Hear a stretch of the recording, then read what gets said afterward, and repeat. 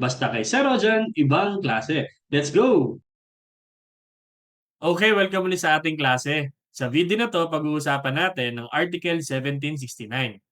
Dito sa article na to, dinidiscuss kung kailan at paano malalaman kung meron bang partnership na nag-exist or wala. Sinasabi din sa article na to kung ano yung mga rules na dapat nating apply para malaman na may partnership nga ba or wala. Ano-ano nga ba ito? Ready ka na? Sige, start tayo. Let's go! Ayan, sige, basahin muna natin. Article 1769. In determining whether a partnership exists, these rules shall apply. Number 1. Except as provided by Article 1825, persons who are not partners as to each other are not partners as to third persons. Number 2. Co-ownership or co-possession does not of itself establish a partnership, whether such co-owners or co-possessors do or do not share any profits made by the use of the property. Number 3, the sharing of gross returns does not of itself establish a partnership, whether or not the persons sharing them have a joint or common right or interest in any property from which the returns are derived. Number 4, the receipt by a person of a share of the profits of a business is prima facie evidence that he is a partner in the business, but no such inference shall be drawn if such profits were received in payment, letter A, as a debt by installments or otherwise, letter B, as wages of an employee or rent to a landlord, letter C, as an annuity to a widow or representative of a deceased partner, letter D, as an interest on a loan, though the amount of payment vary with the profits of the business, letter E, as the consideration for the sale of a goodwill of a business or other property by installments or otherwise. Ang haba. Ayan. So, itong 1769, this is additional rule to 1768. Kasi, para mag-exist talaga ang isang partnership, kailangan present yung mga requisites under ng 1767. Nandun yung discussion natin. So, for partnership to exist,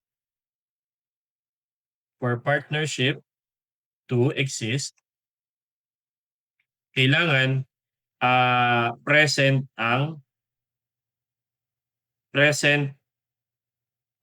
essential requisites.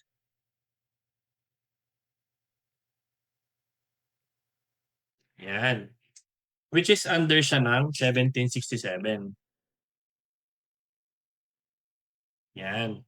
So, itong 1769, additional rules ito. So, 1769, these are additional rules. Yan.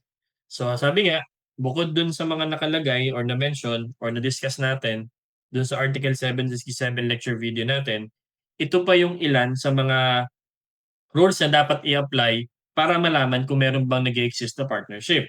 So, isa-isayin natin siya. Number 1, persons who are not partners as to each other are not partners as a third person. So, ibig sabihin, sabi dito, kapag ang dalawang partners ay hindi naman sila partner sa isa't isa, hindi rin sila partner sa third persons. Maliban na lang, except as provided by Article 1825. So dito sa 1825, dinidiscuss yung concept ng partnership by estoppel. Okay? So 1825 is partnership by estoppel.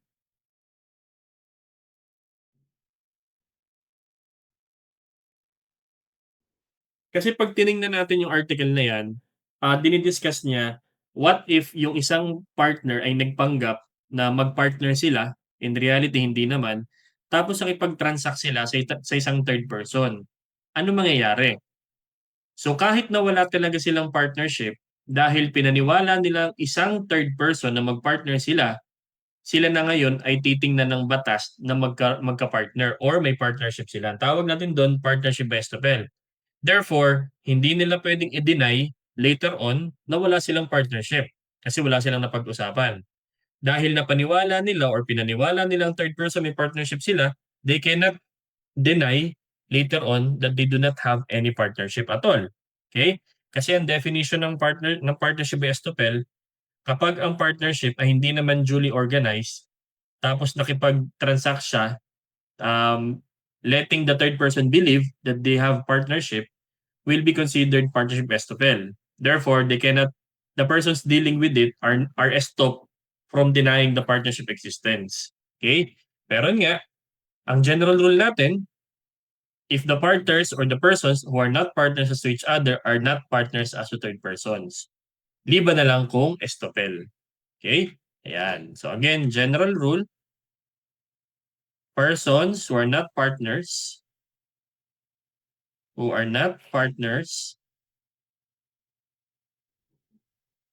as to each other are not partners as a third person.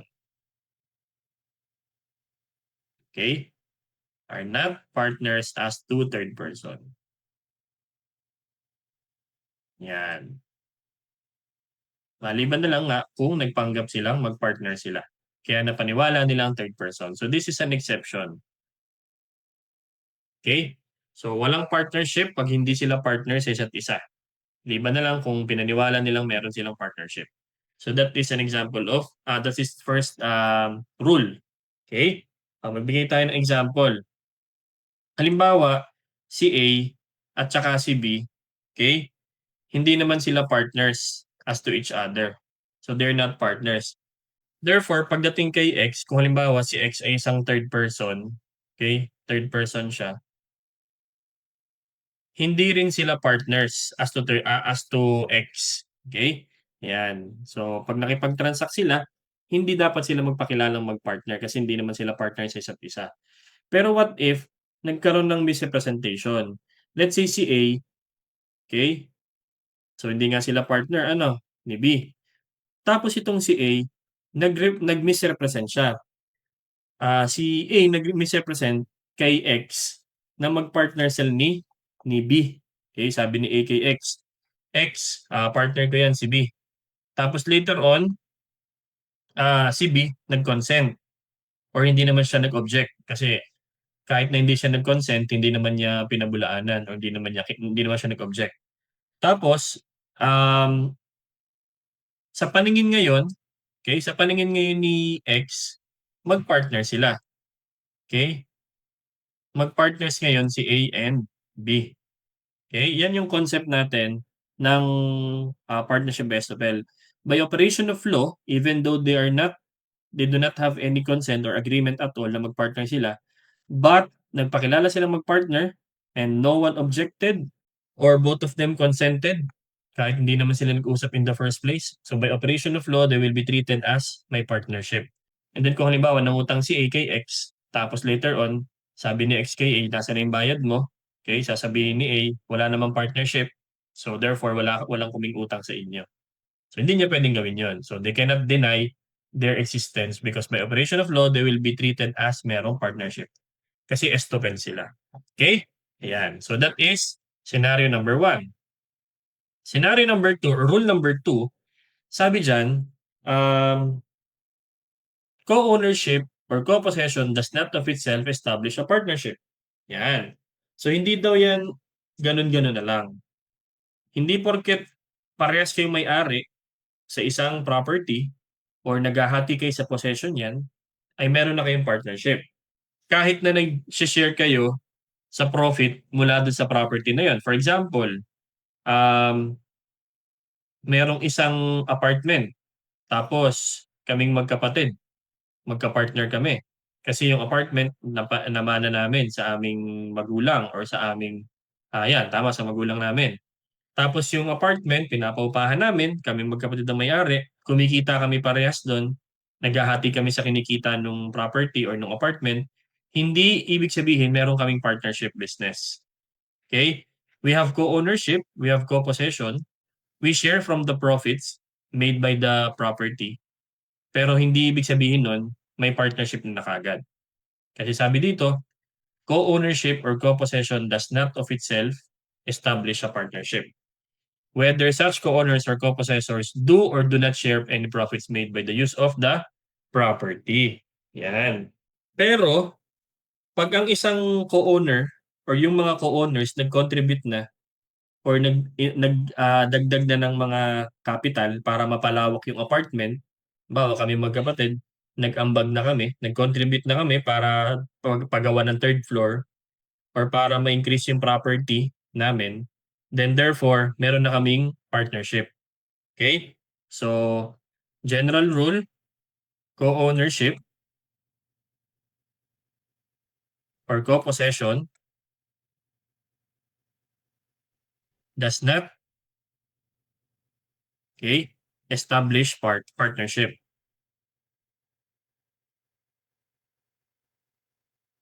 Yan.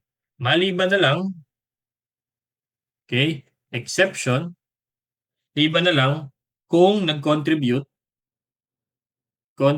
or invest, okay, additional capital to expand or increase the property.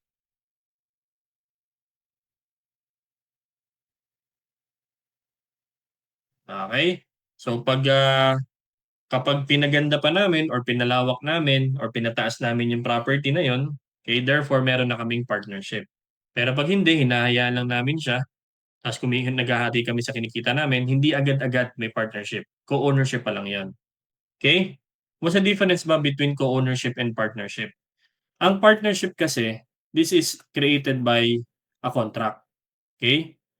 Nagkakaroon ka lang ng partnership pag may contract. Ang co-ownership, it is created by contract and by law. Okay?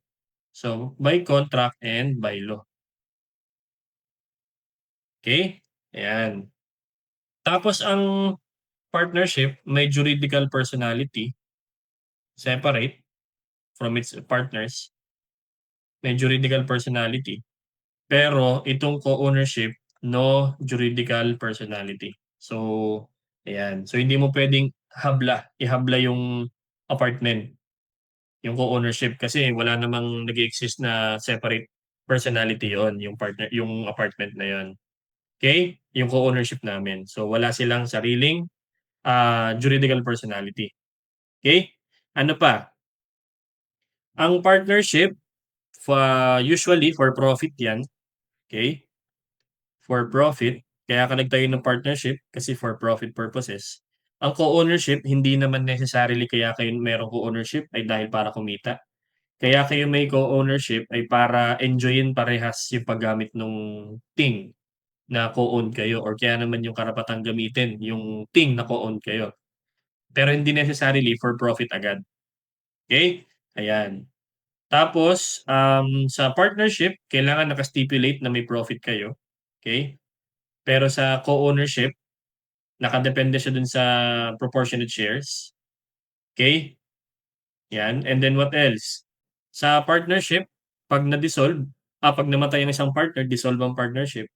Pero sa co-ownership, pag namatay yung co-owner mo, hindi mawala yung ownership niya. Okay? So meron pa rin. Yan. So, yun. Sige, magbigay pa tayo ng example. Halimbawa, si A and B. A and B. Meron silang co-owner ng isang lot. Okay? May-ari sila pares ng lote or ng isang land. Okay? They co-own. So, co-owner sila. Co-owners. Ayan. Kasi pinamana nung tatay nila sa kanila. Kaya hati sila doon. Okay? Co-ownership. So, ngayon, dahil co-owner sila ni A and B, pareha silang may-ari ng lupa as a whole and hati din sila doon. Medyo magulong pakinggan pero ganito yon. Si A, may-ari siya ng buong lupa, hindi lang kalahati. Si B, may-ari din siya ng buong lupa, hindi lang kalahati. Pero at the end of the day, hati lang din talaga sila dun sa magiging crops kung sila yung magtatanim. Halimbawa, nagtanim sila. Pero yung magiging crops mula dun sa farming, hati sila dun. Pero buong lupa pwede nilang gamitin. Ngayon, paano sila magiging partners? Magiging partner sila, mako-consider sila as partner kasi hindi porket naghahati sila dun sa yung sa aanihin nila sa farming, hindi agad sila partners kasi puwedeng ginagamit nila yung lupa para parehas silang ma-enjoy yung aanihin nila. Kaya nga common enjoyment kasi ang co-ownership, eh, hindi for profit kaagad. Pero kapag binenta nila yon mula dun sa farming na ginawa nila, tapos pinaghatian nila yung profit na yon, then puwede na silang tingnan as partners. Okay? Kasi nag-e-effort na sila para o anihin yung kanilang aanihin at nag-e-effort na silang ibenta yung kanilang crops. So, if they use the property inherited or yung income derived therefrom, a common fund para mag-produce pa ng profit para sa kanila, then meron na silang partnership. Okay? Ayan. Number 3, pangatlong rule, the sharing of gross returns does not of itself establish a partnership. Okay? Whether or not the person sharing them have a joint or common right or interest in any property from which the returns are derived. So, dito sa number 3, iba naman ito dun sa number 2. Okay? Kasi yung pinag-uusapan natin sa number 3 is about gross returns. Gross returns. Yan. Pag sinabi natin gross returns, hindi pa naibabawas yung mga operating expenses. So these are revenue exclusive of deductions for operating expenses. So mga gross revenue ito. Yan. Sabi daw kasi, kapag naghahati ang dalawang tao mula doon sa pinagkakitaan na hindi pa binabawas yung mga expenses, hindi mula doon sa mula doon sa isang property na pareha silang nakinabang. Hindi agad-agad may partnership. Eh sir, bakit yung number 2? Ay parang parang yun din naman yung number 3. Okay? Kasi yung number 2 example natin, binenta nila yung crops, yung kanilang inani, tapos yung pinagbentahan, minus yung kinita, minus yung mga ginastos nila, tapos yung net profit, yun ang yun ang pinaghatian nila. Then meron na silang partnership. Pero kapag gross revenue yung pinaghahatian na hindi pa mina-minus yung mga expenses, okay? Hindi agad-agad may partnership. Okay? Yan. So, gross returns does not of itself or sharing, gross returns sharing does not of itself establish a partnership. Yan. Okay? Kailangan i-minus muna lahat ng expenses na ginastos, tapos hatiin nila sa dalawa yung net profit, pwede nang i-assume na meron tayong partnership. Example, si A may-ari ng lupa. So, si A meron siyang lot, no? Tapos kinuha niya yung services ni B bilang broker, okay? Para ibenta yung lupa. So si B ay isang broker, ahente siya. Okay? Para ibenta yung lupa. Okay? Yan. So sabi ni A kay B, B, benta mo nga yung lupa ko. Ang halaga niyan 500,000 ha. Yan, sa akin yun. Sabi ni A, akin yung 500,000. Okay? Ngayon, pag napagbentahan mo na yan ng mas mataas sa 500,000, yung sobra sa 500,000, exclusive na expenses, hati tayo doon. Halimbawa, yung 80% sa akin, so yung excess, pag merong sumobra sa 500,000, okay, kapag nabenta ni B ng more than 500,000, yung excess, yung sobra ng 500,000, hati tayo doon. 80% kay A, okay, 20% kay B. Yan. Okay? So, hati daw sila doon. So, hindi porket naghati sila dun sa sobrang benta ng lupa ni A, ay meron na silang partnership kaagad. Why? Because they're just sharing gross revenue. Okay? Yan. Yung cost ng lupa, 500,000 kay A yun. Tapos yung sobra, let's say nabenta ng 600,000. 600,000 ang pagkakabenta ng lupa ni A. Okay? So yung 80,000 kay A, 20,000 kay B. Pero wala pa expenses dyan. Basta naghati sila dun sa sobra dun sa 500,000. Therefore, naghati lang sila dun sa gross returns mula sa property na kinabang sila parehas. Therefore, hindi sila partnership agad-agad. Okay? So, yun yung pinagkaiba ng number 3 sa number 2. Okay? Now, number 4. Next slide tayo. Yan. Number 4, the receipt by a person of a share of the profits is prima facie evidence that he is a partner in the business. Pero, hindi daw absolute. Meron pa rin daw itong exception. Pero again, pag nakatanggap daw, general rule, if a person receives a share of the profits of a business, so partner siya. Okay? If a person receives a share of the profits of a business,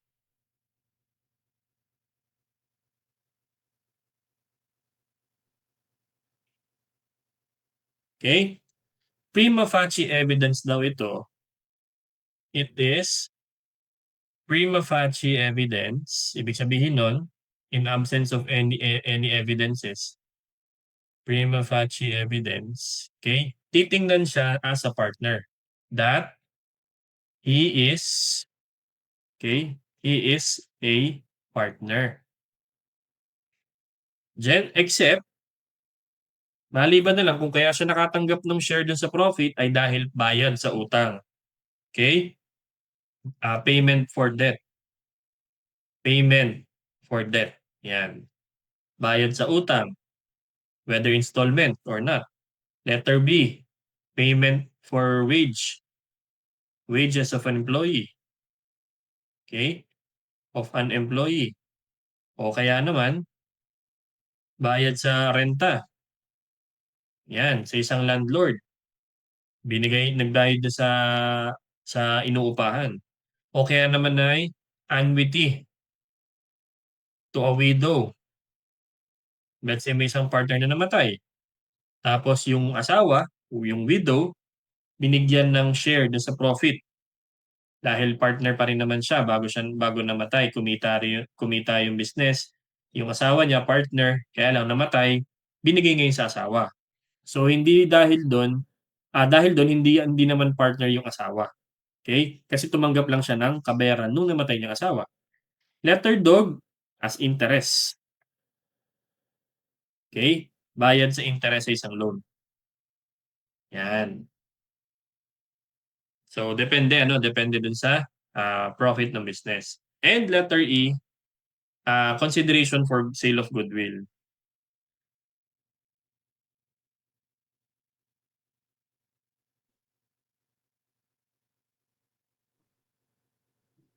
Yan. So itong limang ito, these are exception do sa general rule nung number 4.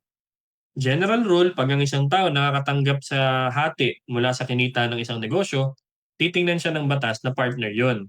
Maliban na lang, kung kaya nakatanggap ng share ay dahil bayad sa utang, may utang doon sa taong yun, or empleyado yun na hindi pa napapasweldo, or rent to a landlord, okay?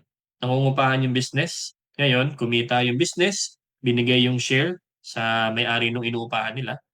Binigay dun sa namatay na partner, yung asawa. Okay?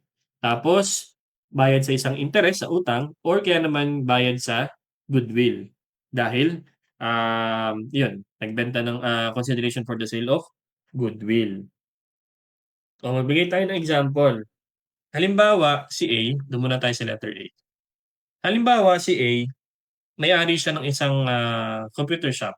Yan. Tapos gusto niya mag-expand ng business. Tapos nanghiram siya, okay, kay B, okay, nag-loan siya kay B ng let's say 100,000. Sabi ni A kay B, pautang naman. Magdadagdag ako ng computer. 100,000. Tapos may stipulation doon na yung utang together with the interest ay babayaran niya sa halaga nung porsyento ng kikitain nila. Okay, so kung magkano yung kikitain, let's say 20%, okay, itong loan will be paid, okay, let's say 20% of profit. Pag kumita yung business namin, 20% dun sa'yo na. Pambayad yun sa utang namin sa'yo. Okay? So, hindi dahil nakatanggap si B ng 20% share mula sa profit, ay partner na kagad siya. So, therefore, hindi siya partner. Not partner. Kasi, kaya siya binigyan dahil bayad sa utang. Okay? Yan. Yun yung letter A. Letter B, ganun ulit. NCCA, nagtayo ng business, tapos nag-hire siya ng isang empleyado, si B. Okay? Si B ay isang empleyado ni A. Okay? Tapos, Nagkasundo sila sa kanilang contract of employment, sabi ni A kay B.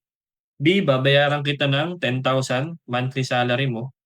Tapos, pag kumita yung business, dadagdagan ko pa ng 10% ng net profit bilang kabayaran sa mga services mong ginagawa sa akin. Okay? So, yung kinikitang 10% share na nakukuha ni B, hindi ibig sabihin nun partner na siya kaagad.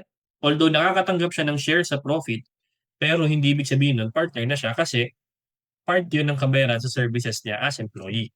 So, not partner. Okay? Letter C, yun, nakakatanggap ng annuity nung parang taunan na bayad. Okay? So kasi pag ang partnership namatay yung partner, dissolve yung partnership. Pero yung profits, paghahatian pa din yun.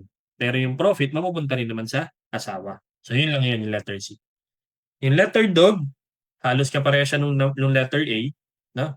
Kaya yun na rin yung example natin sa letter E. Okay? Yan. Yung letter dog. Yan.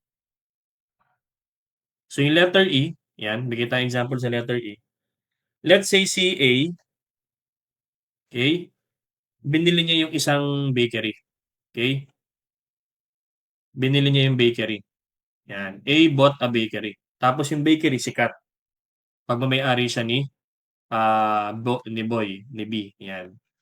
Binili niya kay B. Tapos itong bakery na to, 15 years nang nag-ooperate. Sobrang tagal na. So may goodwill na daw. So babayaran ngayon ni A si B ng halimbawa ay 1 million. Okay? So 1 million ang ibibigay na kabayaran para doon sa bakery binili. Okay? And then dahil sikat na sikat yung bakery, dagdag dun sa 1 million na ibabayad, makakatanggap pa siya ng annual share sa profit na let's say 20%.